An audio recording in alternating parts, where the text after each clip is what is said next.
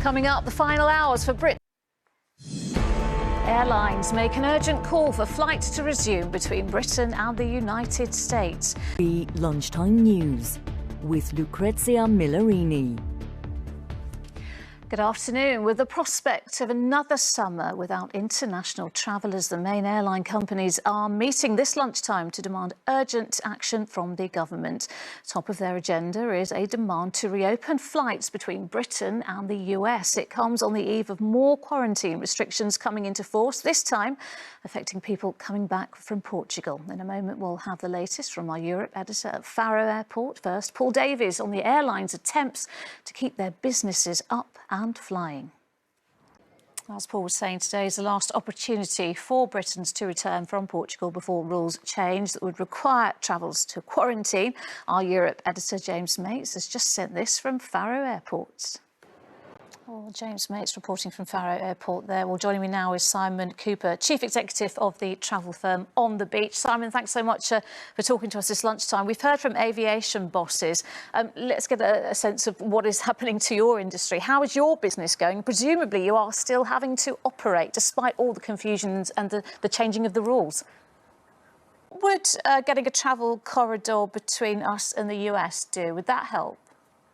A lot of criticism about this traffic light system, hasn't there? What would you ideally like to hear from the government at this stage? What do you need to hear from them? The Culture Secretary has criticised England's cricket ruling body for suspending Ollie Robinson over racist and sexist tweets he made as a teenager. The player. At least 40 people have died after two express trains collided in Pakistan.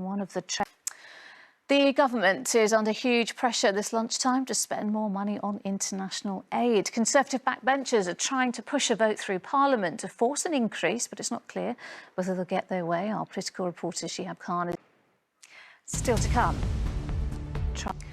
But first, the latest on whether school children should now be given jabs as part of the COVID vaccination programme. Our science editor Tom Clark is here. Tom's very subject, haven't you? What are they saying? Well, there's a lot in favour of giving children vaccination. We're talking about a more nuanced debate, according to the JCVI, and I spoke to one of the members.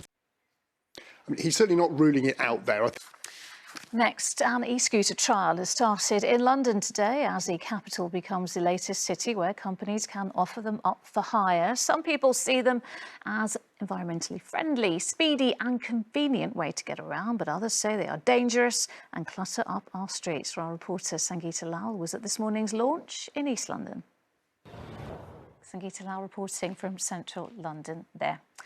The chief executive of Amazon, Jeff Bezos, has announced that he will travel into space next month. The business. Finally, a Black Lives Matter-inspired performance on Britain's Got Talent was declared TV's must-see moment of the year at the BAFTAs last night, the only award voted for by the public.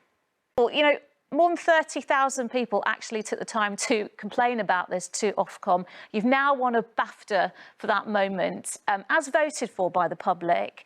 How does that make you feel? After the performance and after all those complaints, you know, you've also talked about it as being a particularly dark time for you because of all the negativity. Hasn't it? This is a positive step, but we do see, yet when England footballers take the knee, we do still hear people jeering and booing at them. So what does that tell us?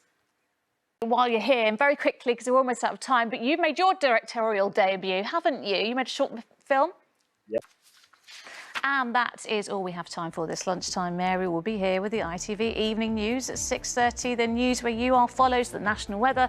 But from everyone here on the lunchtime team, bye-bye.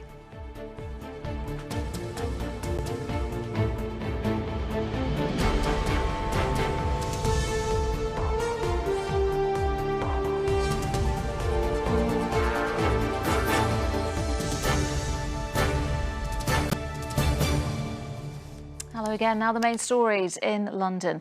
The mother of a black equal rights campaigner shot in the head in Peckham has appealed for witnesses to come forward. A 21-year-old man has appeared at the Old Bailey accused of killing a flower seller from Islington. The Waterloo and City Tube line reopened ahead of schedule this morning after being closed for more than a year. The line. It was a very good night at the BAFTAs for one London actress.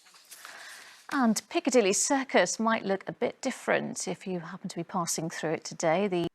Our lovely free flowers. Weather now, here's Sally. Time to take a look at what's coming up at 6.